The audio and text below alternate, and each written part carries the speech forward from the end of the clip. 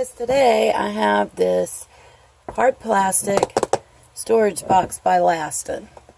It has a hook at the end, or hoop, whatever, where you can hang it up. Excuse me.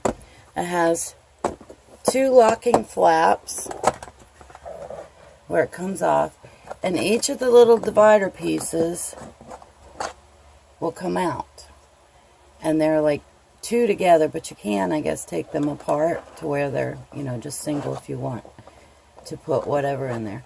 These are great for jewelry, fishing gear, little screws and nails, hooks of some sort,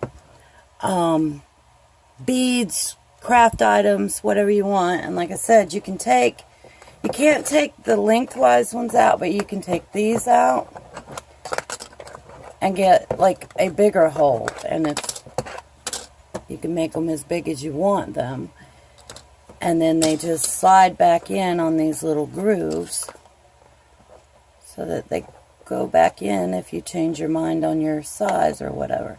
So you could put bracelets, necklaces, rings for jewelry wise, tie clips, cufflinks, whatever jewelry you want to put in them, craft items, just whatever.